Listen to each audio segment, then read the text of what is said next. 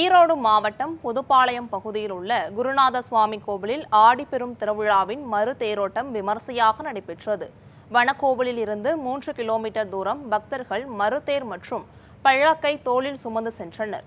தமிழகத்தில் வேறு எங்கும் இல்லாதபடி வேங்கை மரத்தாலான மூலவர் குருநாத சுவாமி, பெருமாள், காமாட்சியம்மன் சிலைகள் வெள்ளி கவசத்துடன் தேரில் எழுந்தருளினர். இதில் திரளான பக்தர்கள் கலந்து கொண்டு மனமுருக சுவாமி தரிசனம் செய்தனர்.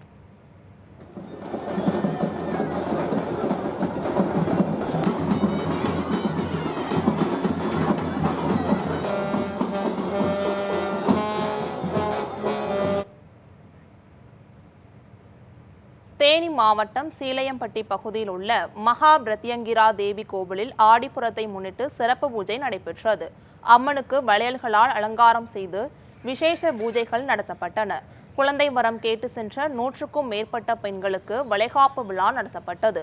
அவர்களுக்கு வளையல் அணிவித்து 7 வகை உணவுகள் அன்னதானமாக வழங்கப்பட்டன. இந்த சிறப்பு பூஜையில் சின்னமனூர், உத்தமபாளையம், கம்பம் மற்றும் சுற்றுவட்டார பகுதிகளைச் சேர்ந்த திரளான பக்தர்கள் கலந்து கொண்டு சுவாமி தரிசனம் செய்தனர்.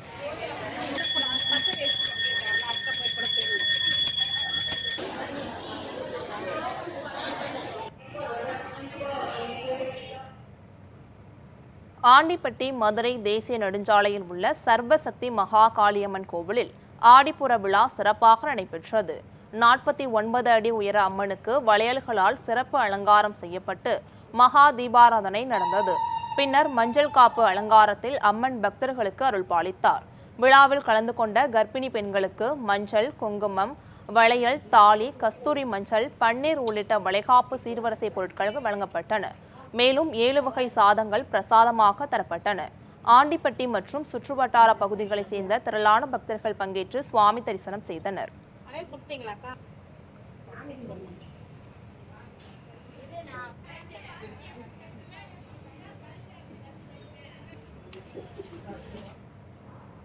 கள்ளக்குறிச்சி மாவட்டம் உளுந்தூர்பேட்டை அருகே எலவனாசூர்கோட்டை ஏழை மாரியம்மன் கோவிலில் ஆடி திருவிழா வெகு விமரிசையாக நடைபெற்றது. விழாவின் முக்கிய நிகழ்வான தீமிதி திருவிழா நடைபெற்றது. இதில் ஏராளமான பக்தர்கள் கலந்து கொண்டு தீமிதித்ததுடன் நேர்த்திக்கடனை செலுத்தினர். சில பக்தர்கள் பூசாரிகள் கையால் சாட்டையால் அடிவாங்கியும் நேர்த்திக்கடன் செலுத்தினர். இதனைத் தொடர்ந்து சாகை வாத்தலில் 1000க்கும் மேற்பட்ட பெண்கள் கூழூற்றி அம்மனை வழிபட்டனர்.